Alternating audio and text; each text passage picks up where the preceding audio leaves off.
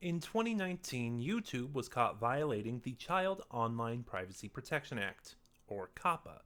Since settling, YouTube has enacted new policies that are meant to serve as a smokescreen so they can dodge responsibility and scapegoat creators. As such, for my own protection, it is my obligation to advise you that this video is not aimed at children. My target audience is not children. Parental discretion is advised. Hey guys, how's everyone doing? This is Sir Jedi Sentinel, and welcome back to Sentinel Reviews. It's finally time.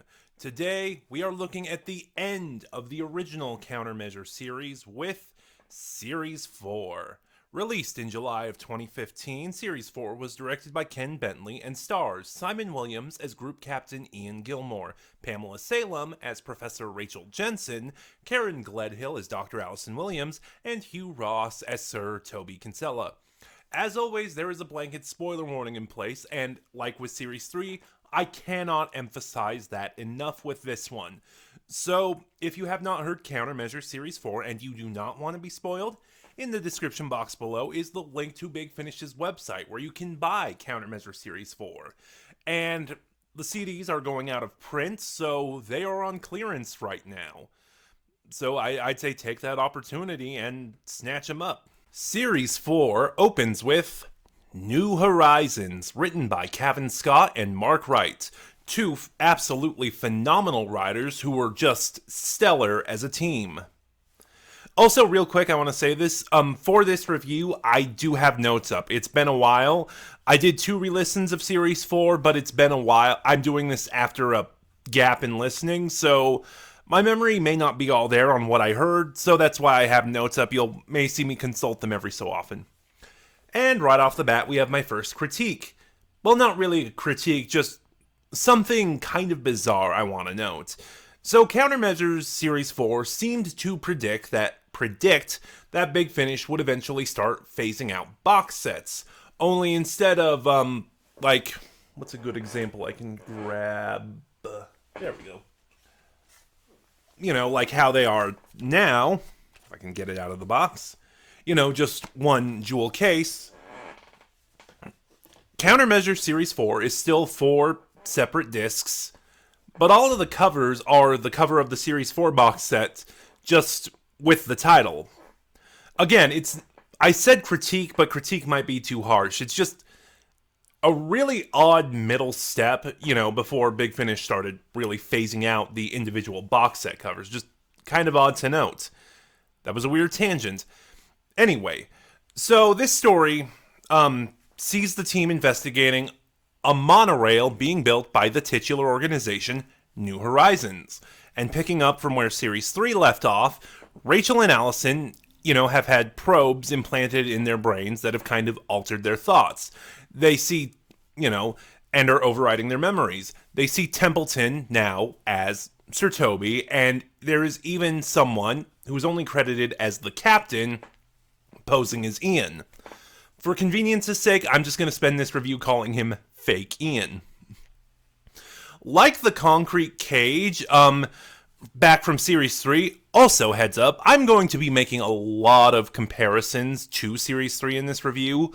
Just, there's kind of, because Series 3 and Series 4 really do go hand in hand, and there's kind of a lot of overlap between them. Anyway, like the concrete cage in Series 3, the story is just kind of samey for what we know of Countermeasures at this point. It's a very business-as-usual type story. However, unlike the concrete cage, what makes this work is that it does tie into the overall plot of Series 4. So, they're investigating the mystery of this monorail and why it was derailed and bombed, essentially. But, they're still tying in to what the overall plot of Series 4 is going to be, whereas, like, the concrete cage back in Series 3 was just kind of filler that had no bearing overall on the Series 3 plot. Throughout the course of this story, Rachel and Allison are... No, I don't want to get there yet. I don't want to get to that yet.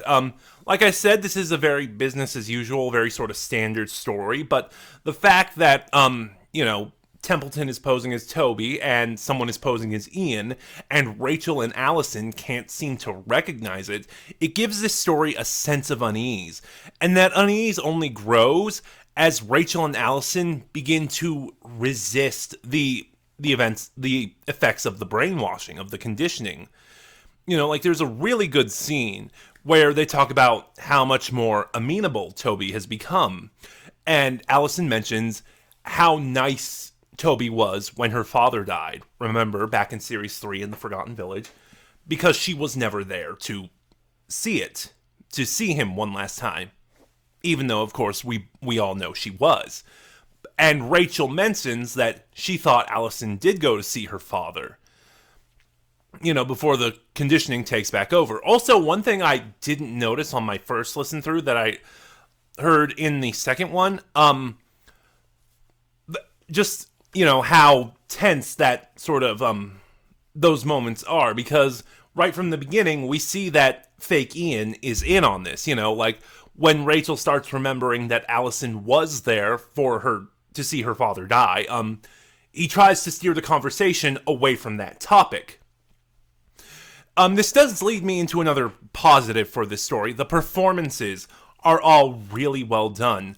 I don't want to go into too much detail, of course, because I am planning to talk about that in the wrap-up at the end, but Karen Gledhill and Pamela Salem, are in top form, especially when they play the conflict of their minds struggling to break that conditioning. Even, like I said, the actor playing the captain is really good, subtly trying to keep them from remembering what really happened.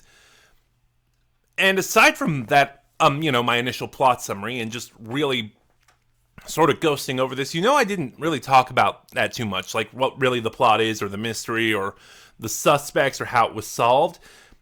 There really isn't much to say beyond, I figured business as usual would be the best summation. It's kind of like Changing of the Guard, the finale of Series 3. No, it wasn't Changing of the Guard. What was it? What was the one I was thinking of? I can't remember. Oh, no, yes, I was right.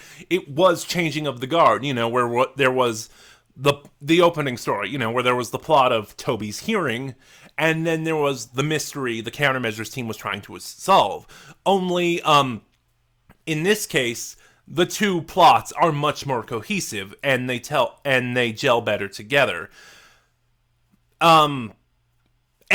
Overall, it is the mystery of New Horizons that eventually lead to Rachel and Allison realizing that something is wrong.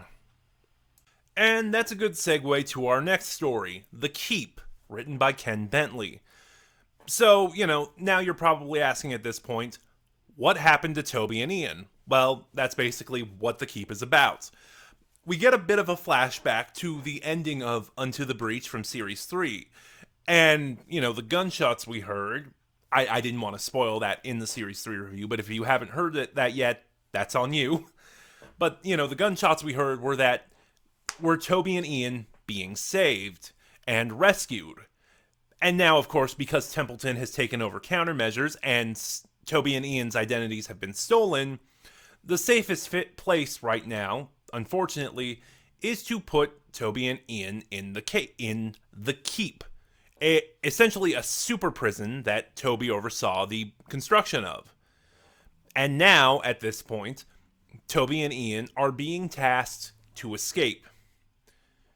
Meanwhile, things have escalated at countermeasures. A mysterious contact has confirmed Rachel and Allison's suspicions. By the end of New Horizons, they were starting to suspect something is wrong, and someone has contacted them basically saying, yes, you're right, now you need to get out of there. Of course, that doesn't sit well with some people, and that's a problem for Templeton, because now we're getting glimpses that this doesn't stop with him. It goes far higher up than him, and this is our first sign of one of Templeton's higher-ups, who, of course, now deems Rachel and Allison a problem. So we have two plots here. While Toby and Ian have to break out of one of the most foolproof prisons ever constructed, Rachel and Allison are going on the run.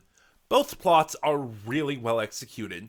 I find I kind of prefer the Rachel and Allison plot myself just because it's so tense and it's really good.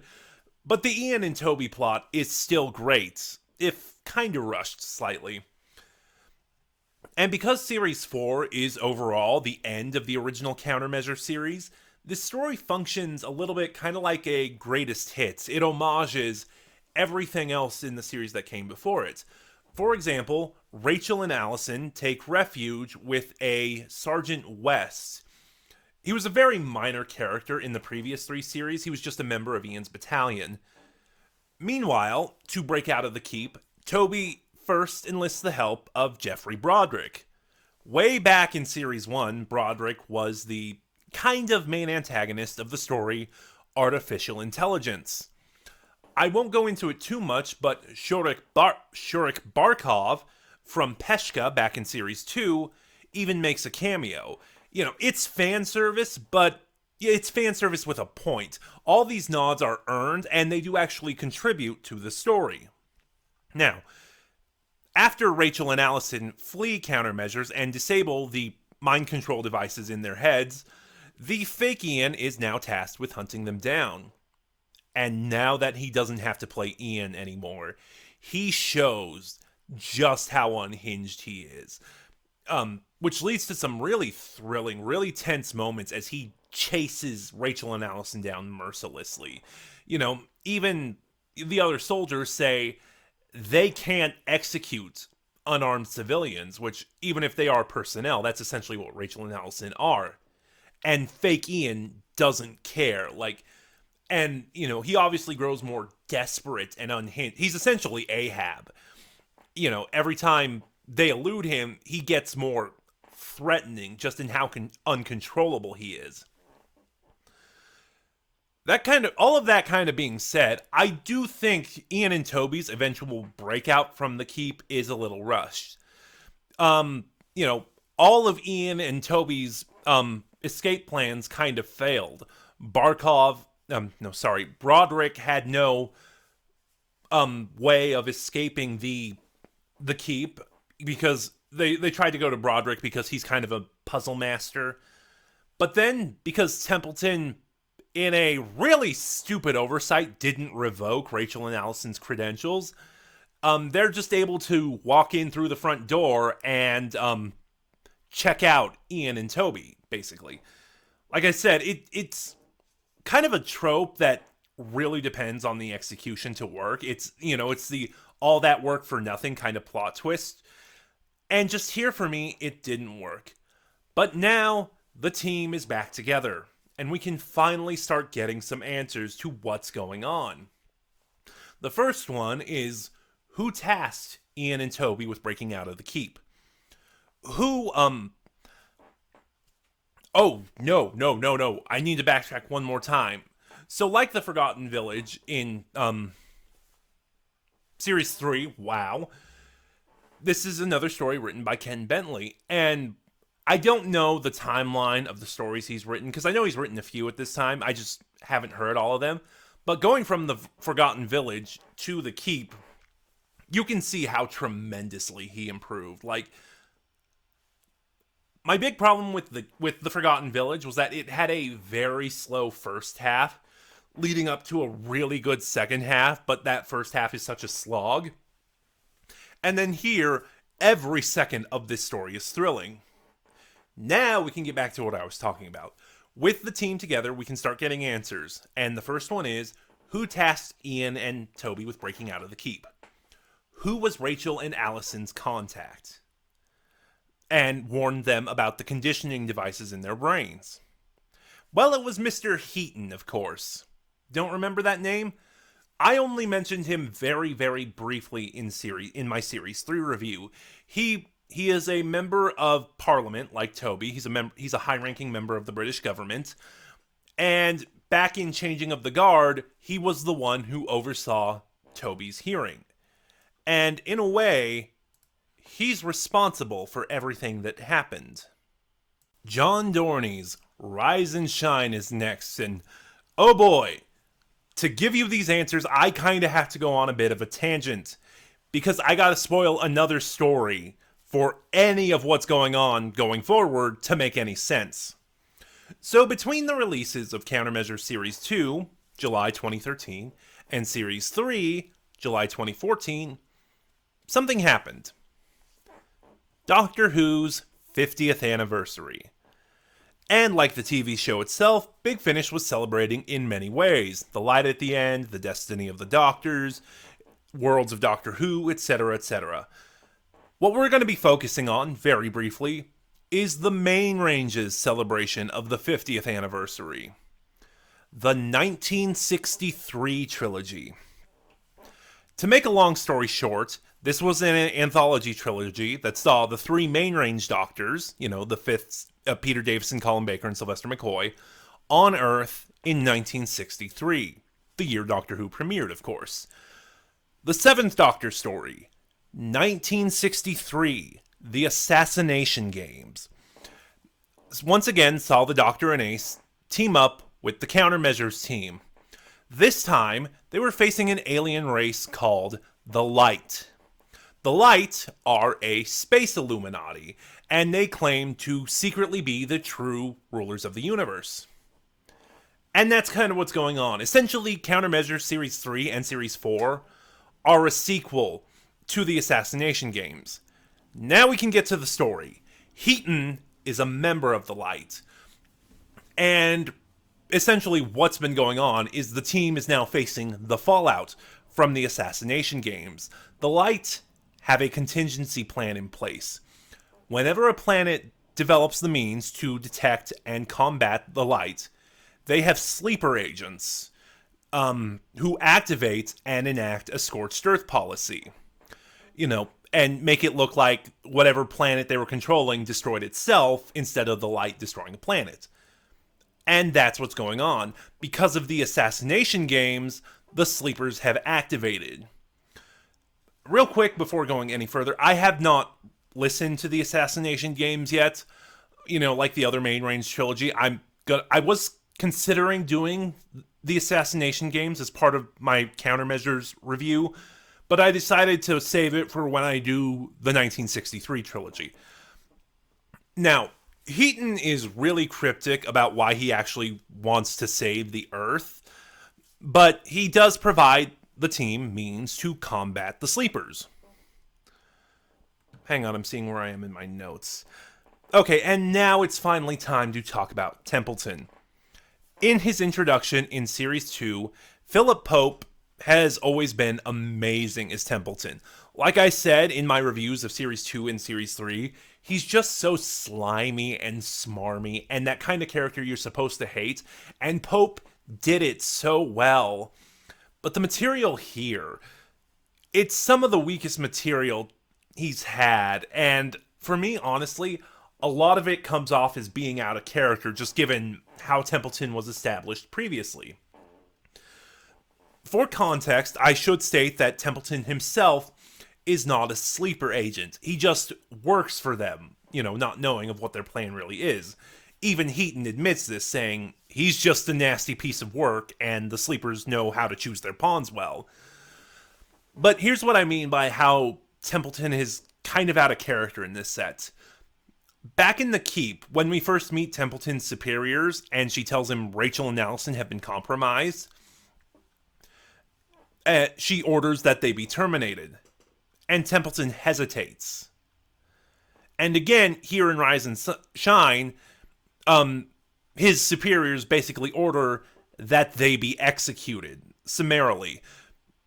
And Templeton displays shock and horror at this command, and it's just, why? Templeton has showed no attachment to this team. In fact, he has shown nothing but animosity and contempt for them. And he was even willing, like we saw in Sins of the Fathers in Series 2, he was even willing to undermine them to come out ahead. Or, like in Changing of the Guard in Series 3, he was willing to have Ian and his men shot if they didn't get approval for his approval for operations.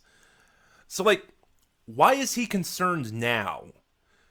And then as the story goes on and the countermeasures team starts fighting back, um, he kind of starts developing this sort of sense of paranoia.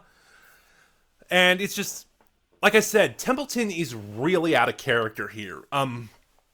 Like, the closest we get to the character that he was established as is that Templeton's higher-ups and superiors, the sleepers, start phasing him out.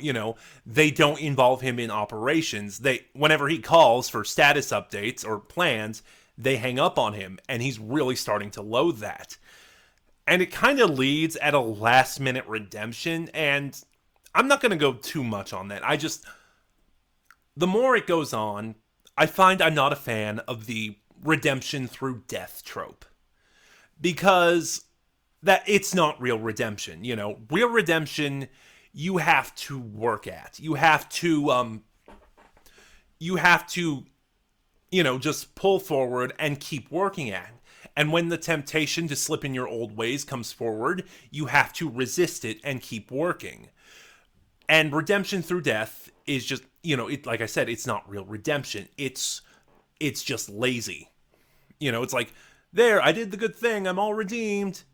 And then you don't actually have to do any of the work or deal with any of the struggles that, redeeming yourself comes from. That was a tangent. The only other thing I will say about this story is that the ending is very rushed. Or, well, not even the ending, the climax. After gathering the evidence and figure out what's going on, the team is able to lead an assault on the Sleepers' headquarters, only for them to find out it was a red herring. And then when they find out the real modus operandi of the Sleepers, and then they find out the real modus operandi of the Sleepers, attack their base, and this time stop the extermination of the human race. All within the last 25 minutes of the story. It's a good action sequence, don't get me wrong, and Ken Bentley knows how to direct these big, large-scale battle-type scenes for audio, but the fact that we kind of had that red herring in there just really rushes the ending of the story. And I feel like maybe if you eliminated the whole red herring thing and just went right to the climax, give it time, it would have worked out better. But anyway, the crisis is averted, and the sleepers have been dealt with.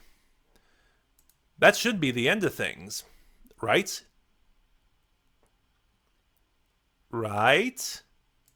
Wrong, because we have one more story. Countermeasure Series 4, and the original series ends with Clean Sweep by Matt Fitton. It seems that Mr. Heaton was not entirely honest with the Countermeasures team. Now that the Sleepers have been seen to, it appears that the Light have a renewed interest in the planet Earth. The problem is, of course, no one can know about the Light's existence. I do word good. So, as the title indicates, Heaton orchestrates a clean house policy. After narrowly escaping their headquarters in Mayberry being bombed, the Countermeasures team goes on the run. Toby, meanwhile, stays behind, trying to convince Heaton his team won't reveal anything about the Light or their existence. He's trying to save their lives. But Heaton simply doesn't care. It's also a great display of how far Toby has come.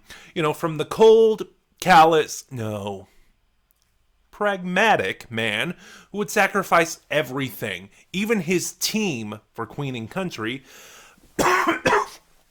He's now fighting for their very lives. Over the course of the series as well, Toby has employed his dirty, underhanded tricks less and less. Hugh Ross, as Toby Kinsella, once again seals the show, especially in the final scenes which close out the story. I should talk about Heaton as well. Richard Hope also gives a really great performance. The complete 180 he makes from altruistic benefactor in Rise and Shine to mastermind in Clean Sweep is so perfect, especially because his performance doesn't change at all. It's still got this sickly sweetness to it. I mean, you can practically hear the smile on his face as he tells Toby there's nothing he can do or convince him to do. His team is going to die. Heaton isn't the only villain, though. After the bombing of Countermeasures' main headquarters fails, Heaton employs an assassin named Mr. Parks to hunt them down. And Mr. Parks is a really good villain. He is so terrifying. Allison has a run-in with him about halfway through the story, and she can't describe him. She just manages to say he's very average and nondescript, which kind of gives the story this sense of paranoia. You know, the team in hiding, on the run, and anyone could be out to get them. Also, and Alex Ferns, as Mr. Parks, gives a great performance. He plays the role really quiet, never getting mad, never raising his voice. It's almost kind of monotonous, but it's not quite there. And it just, every time he speaks, it comes off as really, really unsettling. This story is the very definition of tension. From the very beginning of the story, once Maybury is blown up, it never lets up. The team hiding out, Rachel being compromised because an old friend recognizes her. This story probably plays truest to the spy espionage thrillers the series evokes. Many stories in the past borrowed elements from this genre, but this story, I'd argue, is the most direct play on it. And all of this tension, this hunt, leads to an absolutely jaw-dropping finale. Like, I kind of made this comparison on Twitter while talking about this story. If you thought some of the finales of Gallifrey were shocking, you will like Countermeasures. You will like this series finale. I will have to spoil the ending eventually, but I'm not going to do it here. I will, because I'm doing these a month apart, I will give you a month to listen to the original series. And now it's time to conclude. First of all, I would like to apologize for looking at my notes and consulting them so often. I guess it had been too long since I listened to Series 4, and I just wasn't comfortable doing this offhand. So, yeah, I had my notes up. They were a big help. And again, I'm sorry I kept looking off at them. But now it's time to get on to talking about Series 4, which is just, from start to finish, absolutely fantastic. I know I got a little critical, cynical of Rise and Shine, but despite all that, it's still a John Dorney story. It's still really good. I know I always start these off with ranking the 4 stories in the box sets. I'm not going to do that this time. This set simply doesn't work like that. It doesn't lend itself to that way. Countermeasures Series 4 works more like Ravagers, or Only the Monstrous, or Unit Dominion, or The Master of Callus. Rather than the 4 stories making up a series or season, the 4 stories make up a single narrative. And I love the box sets that do that. And this story that's one of the great strengths of this box set, among many, including the top-notch performances as well. I already singled out Hugh Ross, but everyone brings their A game and deserves praise. Rachel and Allison really had a lot to do in this story. This time, I talked about this in Series 3. Usually Allison kind of got the shaft a little bit. This time Ian did, but Simon Williams was still great. A very short conclusion, but that's all I can say. Countermeasures Series 4 is just amazing. And, unfortunately, because there is a narrative to it, I can't recommend Series 4 in isolation, but definitely get the original series, because Series 4 alone is worth it. And, like I kept saying throughout this video, this is the end of the original Countermeasure series. But we're not done yet.